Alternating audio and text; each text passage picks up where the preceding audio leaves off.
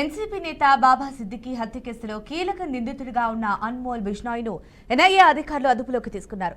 సిద్దికీ కేసుతో పాటు సల్మాన్ ఖాన్ ఇంటిపై కాల్పుల కేసులో బిష్నాయ్ కీలక నిందితుడు. బిష్నాయ్తో పాటు మరో 199 మంది అక్రమ వలసదారులను అమెరికా డిపోర్ట్ చేసింది.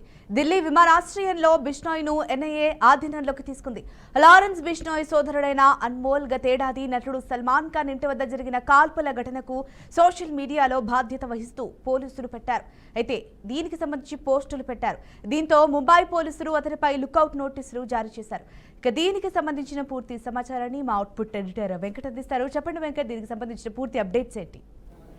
India is one of the most wanted and మా ఎన్సీపీ మాజీ లీడర్, మాజీ ఎమ్మెల్యే బాబా సిద్దికీ హత్య కేసులో మోస్ట్ వాంటెడ్గా ఉన్నటువంటి ఎవరైతే అన్మోల్ బిష్నాయ్ని ఢిల్లీ అధికారులు అదుపులో తీసుకోవడం జరిగింది. అతన్ని అమెరికా నుంచి డిపోర్ట్ చేయడం జరిగింది. ఎందుకంటే అతను చాలా ఇదొక్కటే కాదు, చాలా క్రైమ్స్లో నిందితుడిగా ఉన్నారు. ఎవరైతే ఇండియాస్ నోటోరియస్ క్రిమినల్గా భావిస్తున్నటువంటి బిష్నాయ్ ఎవరైతే ఉన్నారో, లారెన్స్ బిష్నాయ్ ఎవరైతే ఉన్నారో అతనికి స్వయాన సోదరుడు.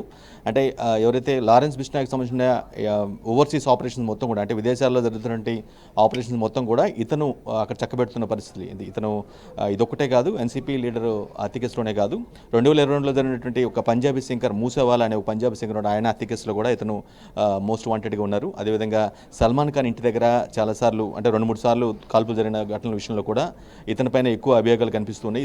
ఇతనే అని యాక్సెప్ట్ చేశారు కూడా. ఒక సోషల్ మీడియా వేదికగా నేనే దాని వెనక ఆ కాల్పులకు తానే ఉన్నానని కూడా చెప్పడం జరిగింది. సో ఇతన్ని ఎన్ఐఏ అధికారుల లిస్టులో చాలా మోస్ట్ వాంటెడ్గా ఉన్నారు. చాలా రోజులుగా అతని కోసం చూస్తున్నారు. అమెరికాలో ఉన్నటువంటి ఫెడరల్ బ్యూరో ఇన్వెస్టిగేషన్, FBI అంటారు, అదేవిధంగా మరి ఇన్వెస్టిగేషన్ ఆఫ్ హోమ్ ల్యాండ్, ఈ అధికారులు ఎవరైతే ఉన్నారో అమెరికా సంబంధించినటువంటి అధికారులు, వీరితో సంప్రదింపులు కొనలుగా సంప్రదింపులు జరుపుతూ ఇతను ఈ విధంగా ఎవరైతే అన్మోల్ బిష్నాయ్ అనే వ్యక్తి అవుతున్నారో చాలా మోస్ట్ వాంటెడ్గా ఉన్నారు తమ దేశానికి. సో ఖచ్చితంగా అతను అమెరికాలో ఉన్నారు కాబట్టి అతన్ని డిపోర్ట్ చేయాల్సిన అవసరం ఉందంటూ గత కొన్ని రోజులుగా సంప్రదింపులు జరుపుతున్న నేపథ్యంలో ఎట్టకేలకి భారతదేశ ఎన్ఐఏ అధికారులు ఎవరైతే ఉన్నారో వారి యొక్క విజ్ఞప్తిని కన్సిడర్ చేస్తూ అమెరికా అధికారులు అతన్ని డిపోర్ట్ చేయడం జరిగింది. ఢిల్లీ ఎయిర్పోర్ట్లో దిగిన వెంటనే ఎన్ఐఏ అధికారులు అతన్ని అదుపులో తీసుకోవడం జరిగింది. సో ఇతని పైన చాలా కేసెస్ ఉన్నాయి.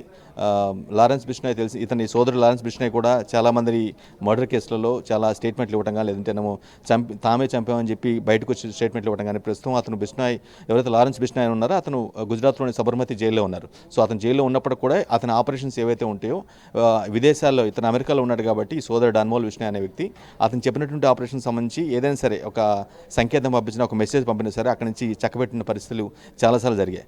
సో చాలా కాలంగా దూరంగా ఉన్నటువంటి, అంటే తప్పించుకు తిరుగుతున్నటువంటి ఎవరైతే ఉన్న అమెరికాలో ఉండి తలదాచుకొని ఎన్ఐఏ అధికారులు, భారతదేశ దర్యాప్తు అధికారులకి కొంచెం కంటి మీద కునుకు లేకుండా చేస్తున్నటువంటి ఎవరైతే అన్మోల్ బిష్నాయ్ ఉన్నారో అతని ఎట్టకేలకి అమెరికా దేశపు అధికారుల సహాయంతో ఎటకెలకి ఢిల్లీలో డిపోర్ట్ చేయడం జరిగింది. అతను అదుపులో తీసుకున్నారు.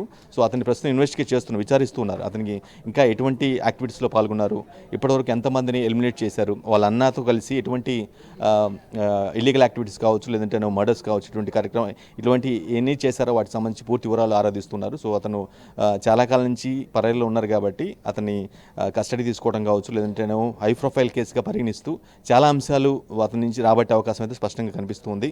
సో అతనికి ఇదే క్రమంలో మేబీ ఎవరైతే వాళ్ళ బ్రదరు సబర్మతి జైల్లో ఉన్నారో లారెన్స్ బిష్నాయ్ అనే వ్యక్తి, అతని దగ్గర కూడా కొంత సమాచారం తీసుకొని ఇతనితో సరిపోల్చుతూ ఇతని ఇన్వెస్టిగేషన్లో ఇతని దగ్గర నుంచి కూడా ఇంత ఇన్ఫర్మేషన్ లాగటం కానీ, అంటే వాళ్ళ స్టైల్, పోలీస్ స్టైల్లో, ఇన్వెస్టిగేషన్ అధికారుల స్టైల్లో తీసుకోవటం, సమాచారం రాబట్టడం, సరిపోల్చి చూడటం, ఎన్ని యాక్టివిటీస్లో ఎన్ని ఇల్లీగల్ యాక్టివిటీస్ పాల్పడ్డారు, ఎన్ని ధమ్కిలు ఇచ్చారు. జనరల్గా ఏంటంటే వీళ్ళ కాన్సెప్ట్ ఎక్కువగా ర్యాన్సమ్ని అడుగుతూ ఉంటారు, అంటే కిడ్నాప్ చేయడం, ఎక్స్టోర్షన్ చేస్తూ ఉంటారు. వాటికి సంబంధించిన దాని తాలూకు డబ్బులు వసూలు చేయడం కానీ, లేదంటే నువ్వు చంపేస్తాను బెదిరించడం కానీ, ఈవెన్ చంపేసిన సందర్భాలు కూడా చాలా ఉన్నాయి. సో వీటన్నిటికి సంబంధించి ఇన్ఫర్మేషన్ లాగుతున్నారు ఎన్ఐఏ అధికారులు. ఖచ్చితంగా పూర్తిస్థాయి ఇన్వెస్టిగేషన్ కోసం, ఎందుకంటే చాలా రోజులుగా వాంటెడ్గా ఉన్నారు కాబట్టి దొరికారు, ఇప్పుడు అందుబాటులో అధీనంలో ఉన్నారు, అతని ఎన్ఐఏ అధికారులు అధీనంలో ఉన్నాడు కాబట్టి ఖచ్చితంగా ఫుల్ ఫ్లెజ్డ్గా ఆయన దగ్గర నుంచి ఇన్ఫర్మేషన్ తీసుకొని నెక్స్ట్ స్టెప్ ఏం చేయాలి, లారెన్స్ బిష్నాయ్ ఏం చేయాలి, ఇతను ఏం చేయాలి అనే దానిపైన సంబంధించి, అంటే కేసుని మరింత దృఢపరచడం కోసం, అంటే న్యాయస్థానం ముందు బలంగా అతను పోలీసుల యొక్క వాదనలు, ఎన్ఐఏ అధికారుల వాదనలు వినిపించడం కోసం పూర్తి స్థాయి సమాచారం రాబట్టి అవడానికి పూర్తి అంటే అవకాశం ఉంది Jhansi Rani. Right, thank you Venkat.